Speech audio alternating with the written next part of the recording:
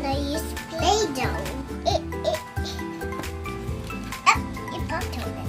The first step, you're gonna roll it into a big snowball. Wait guys, I forgot to put a blanket on Barbie. Barbie's so naked, oh my gosh. Roll that snowball play.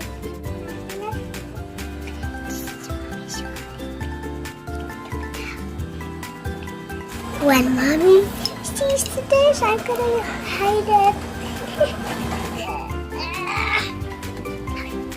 Roll it so thin, para it will look good on Barbie. It looks like a heart, guys. Look at the heart. It's still shaped like a heart. Next, we gotta cut a rectangle shape. It's for Barbie's top. Remove the edges. Kids, make sure don't leave the clay on the floor. It's a rectangle shape. Make sure Barbie will be sexy. Press on her waist. Red for the skin.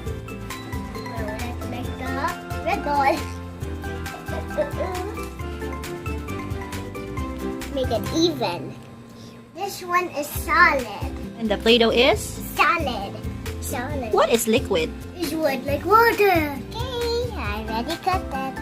I can put the red in the dress. It's okay, you can make another one for the back. Look guys.